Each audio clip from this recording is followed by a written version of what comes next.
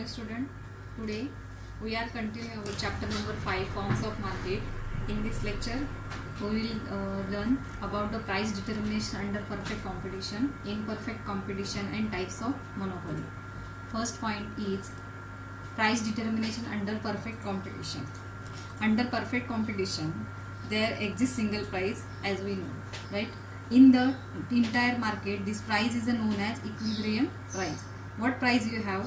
You said you have the uniform or single price that exists in the market, and this price is known as equilibrium price.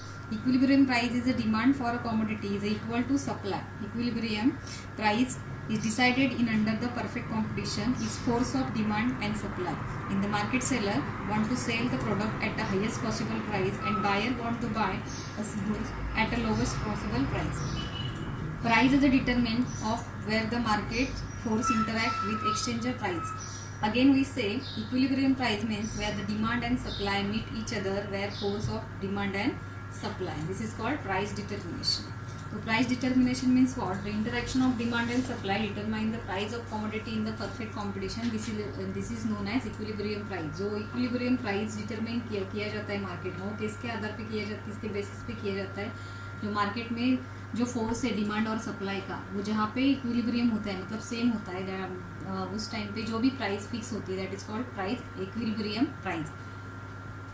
The interaction of demand and supply determine price of the commodity in perfect competition. This is known as the equilibrium price. Marshall has compared the process of price determination to the cutting of cloth with the pair of scissors. Just as both of blades of scissors are required to cut the cloth, both the force of demand and supply are essential to determine the equilibrium price. In the market, this is explained with the help of following schedule and diagram. मतलब जो martial है, martial economist martial, इन्होंने एक compare किया है process of market price determination का to the cutting of cloth.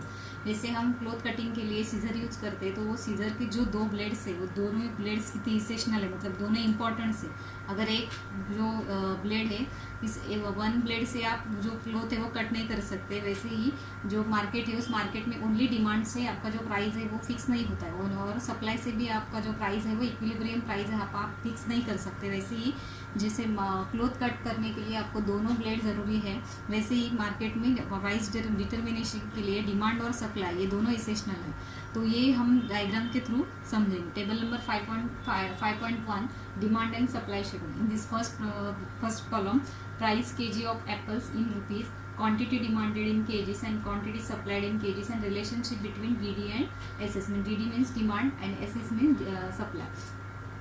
Price in kgs of Apple मतलब quantity demanded और क्वांटिटी सप्लाइड, इसमें जो रिलेशनशिप यहाँ पे शो किया है. तो first price when the price is 100, 200, quantity demanded 5000 and when the 200 quantity demanded 4000, when the quantity supplied कितना हो रहा है 1000 हो रहा है, और ये जो 200 है तो क्वांटिटी सप्लाइड कितना हो रहा है 2000. मतलब relationship between DD and SS is this is a stage where demand is a greater than supply. मतलब यहाँ पे डिमांड और सप्लाई यहाँ पे क्या हो रहा है, डिमांड ज़्यादा है ग्रेटर देन सप्लाई. तो when the price rises from 100 to 100 quantity demanded falls with 5000. मतलब जब डिमांड कितना हो रहा है 100 रुपीज़ था तो क्वांटिटी डिमांडेड 5000 है, मतलब कम प्राइस है तो quantity demand also rise and quantity supplied क्या हो रहा है बढ़ रहा है, तो मतलब कम हो रहा है. तो प्राइस जब 200 था तो 4000 क्या हो रहा है क्वांटिटी डिमांडेड हो रहा है, सप्लाइड कितना हो रहा है 2000 हो रहा है, मतलब DD is a greater than supply. Next point, next when the price the rupees 300 quantity demanded and quantity supplied became equal that the 3000 kg. मतलब जो 3000 kg यहाँ पे क्वांटिटी सप्लाइड हो रहा है और जो क्वांटिटी डिमांडेड हो रहा है, इससे ये प्राइस भी कितना है 300 है. Quantity supplied so 3000 and quantity supplied 3000, मतलब क्वांटिटी डिमांडेड और क्वांटिटी सप्लाइड दोनों क्या है सेम हो रहा है. तो ये जो प्राइस है वो DD इक्वल्स टू SS, मतलब डिमांड इक्वल्स टू सप्लाई. ये जो प्राइस है ये इक्विलिब्रियम प्राइस है बिकॉज तो quantity supplied also 3000 and quantity demanded also 3000. जो ये जो प्राइस है 3000 is a market price is equilibrium price. मतलब मार्केट में जो प्राइस रहेगा वो कितना रहेगा, प्राइस ऑफ एप्पल्स इज 3000 पर kg. ये इक्विलिब्रियम प्राइस है. when the price is 400 when the price further rise from 400 to 500, demand falls from 2000 kgs to 1000. मतलब डिमांड कितना हो रहा है 2000 और क्वांटिटी सप्लाई 4000 हो रहा है. when the price 500 quantity is demanded 1000 and quantity supply कितना हो रहा है 5000. मतलब DD is a less than supply, यहाँ पे जो greater than the supply is greater than demand, मतलब जो जब प्राइस क्या हो रहा है ज़्यादा हो रहा है तो क्वांटिटी डिमांडेड कम हो रहा है, क्वांटिटी सप्लाई ज़्यादा हो रहा है, तो D D is supply is greater than demand. तो ये जो भी है, ये जो क्वांटिटी डिमांड और क्वांटिटी सप्लाई के बीच का रिलेशन है, ये हमने यहाँ पे टेबल के फॉर्म में देखा। सेम ये जो टेबल है हम इस डायग्राम के थ्रू प्लॉट करके यहाँ पे देखेंगे। तो ये on the process of determination is diagram, x axis represent quantity demanded and y axis supplied, whereas y axis supply represent the price. dd is a downward sloping demand curve, ये जो dd है वो downward sloping demand curve है, और यहाँ पे down which show inverse relationship between price and quantity. ये क्या दिख रहा है हमको, क्वांटिटी और इसमें जो क्वांटिटी डिमांडेड ऐसे इज अपवर्ड स्लोपिंग सप्लाई करो which show direct relationship between price and quantity supply. जो एसेस है वो क्वांटिटी, ये क्या हो रहा है, इसका डायरेक्ट रिलेशनशिप हमको शो कर रहा है, लेकिन ये जो dd कर्व है इसमें इनवर्स रिलेशनशिप है। व्हेन द प्राइस इज 200 तो क्वांटिटी सप्लाइड कितना हो रहा है, 1000 हो रहा है। ये जो इनवर्स रिलेशनशिप और डायरेक्ट रिलेशनशिप यहाँ पे दोनों हम एक साथ देखेंगे यहाँ पे।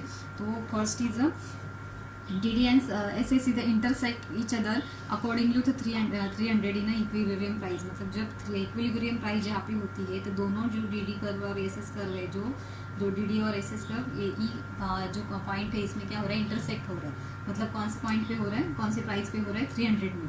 तो ये जो 300 है ये क्या है, equilibrium price. According to 300 is the equilibrium price and 300 kgs, the equilibrium quantity demanded and supplied. This equilibrium price is determined by the market and demand supply. मतलब ये जो प्राइस है 300 is जो मार्केट प्राइस है, market price कौन सी है, 300. This way we can understand price determination under perfect competition. Next point is imperfect competition. Imperfect competition is a type of market showing some but not all the features of the competitive market. Following are the some of the types of imperfect competition. मतलब जो imperfect competition है, इस imperfect competition same रहता है perfect competition से, but कोई जो भी फीचर्स है उसके तो थोड़े फीचर्स आपको देखने के बोले, सब ऑल फीचर्स है, वो ऑल फीचर्स यहाँ पे perfect competition के आपको देखने नहीं मिलेंगे। तो ये imperfect competition के 3 टाइप्स है, monopoly market, oligopoly market and monopolistic competition. So first point we will see first on monopoly. Meaning and definition. The term monopoly is derived from the Greek word mono, which means single, and poly, which means seller. Monopoly is a market in which there are one seller who control the entire market and for a product which has no close substitute. मतलब जो monopoly market है, इस monopoly market में monopoly derive from the Greek word, जो Greek word है mono, इससे mono का meaning रहता है सिंगल और पॉली का मीनिंग रहता है सेलर। तो monopoly is a market in which there is a one seller who control the entire market supply for product which has no close substitute. तो मोनोपोली मार्केट में कोई एक सिंगल सेलर रहता है, वो सिंगल सेलर पूरा जो मार्केट है उसको कंट्रोल करता है, इंटायर मार्केट को कंट्रोल करता है, सप्लाई करता है, कोई और उसको क्लोज सब्स्टिट्यूट वहाँ पे अवेलेबल नहीं रहता है, कोई और जो सेलर है वहाँ पे अवेलेबल कंपटीशन के लिए, उसके लिए कंपटीशन के लिए अवेलेबल नहीं रहता है। वो सिंगल सेलर जो है वो पूरा मार्केट क्या करता है, कवर करता है, that is called monopoly market. Okay, the monopoly market, when he has control over the market, so he can set his own price. He also known as a price maker because he setting all making the own price. Where is studied in the perfect competition, there was a price taker. मतलब ये जो monopoly market में कोई एक जो single seller रहता है वो प्राइस मेकर रहता है, क्योंकि उसके लिए कोई भी और क्लोज सब्स्टिट्यूट नहीं रहता है, उसके ऊपर कोई मतलब कंपटीशन के लिए कोई भी क्लोज सब्स्टिट्यूट अवेलेबल नहीं रहता है।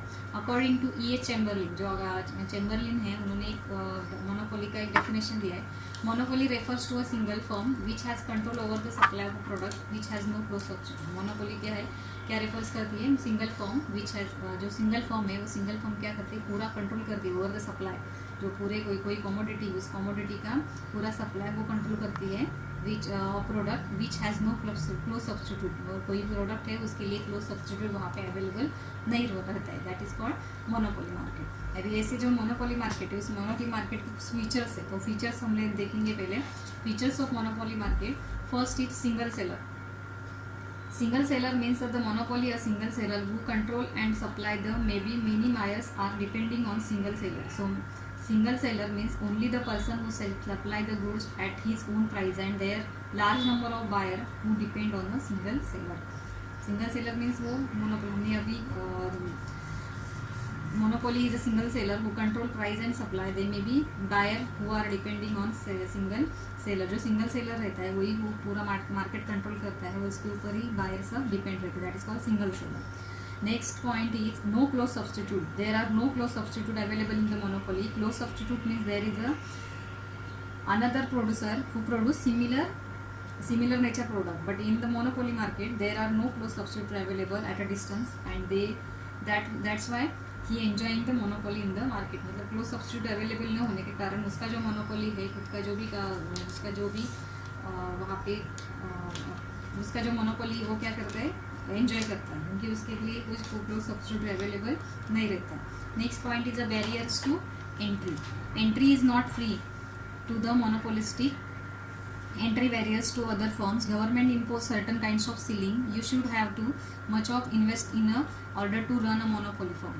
Many producer or many firms are not able to invest that much of money। मतलब कोई ऐसी फर्म्स रहते, कोई ऐसे भी फर्म्स है कि उनके बहुत सारे ब्रांचेस भी रहते, तो पॉसिबल नहीं है कि एक जो प्रोडक्ट है उसके लिए वो ज़्यादा पैसा इन्वेस्ट कर सके। तो if you talk about McDonald, I have a monopoly, there is no other McDonald running in the particular city, suppose, so that means because you invest certain crore of rupees in that, so this is known as barriers of entry, that becomes the restrictions of who are unable to invest that much of amount।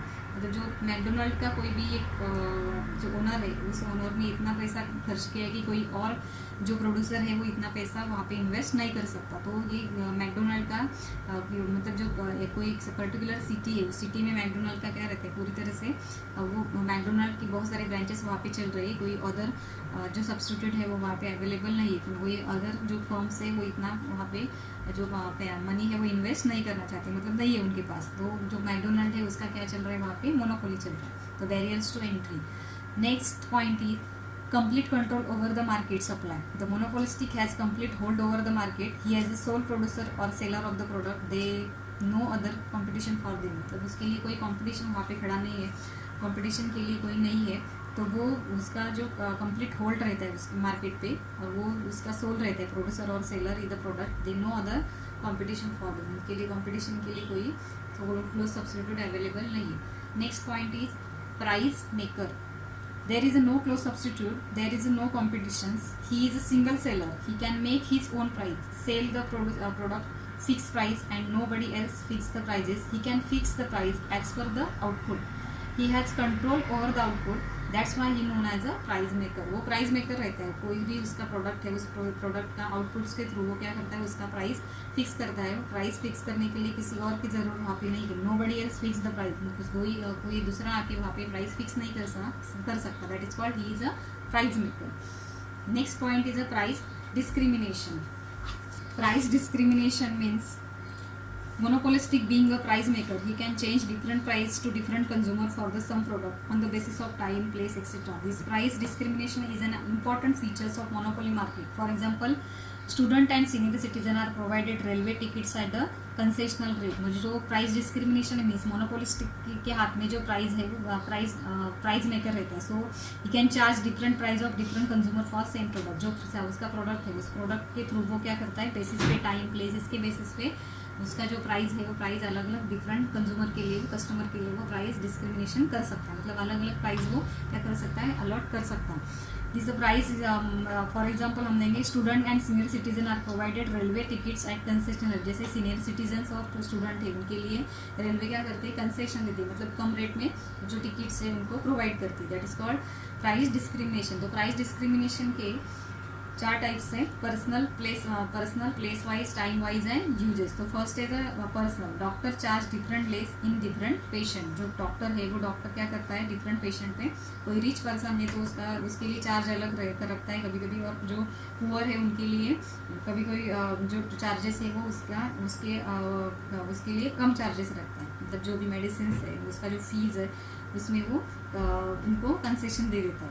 Next is a place wise, difference in house rent in rural and urban area. जो house जो है rental basis पे देते हैं, तो वो house rural areas में, urban areas में उसका जो रेंट है वो अलग रहता है.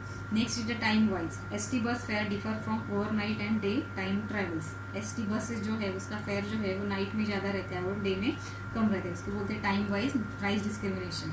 Next point is the use. Electricity charges are different for domestic and commercial uses. जो इलेक्ट्रिसिटी है, वो इलेक्ट्रिसिटी का चार्जेस जो है वो डोमेस्टिक जो पर्पज है, मतलब जो घर हाउस है उनके लिए कम यूनिट्स का चार्जेस रहता है, और जो कमर्शियल के लिए है वो कमर्शियल के लिए उसका जो चार्जेस है वो ज़्यादा रहता है. So this is the price discrimination.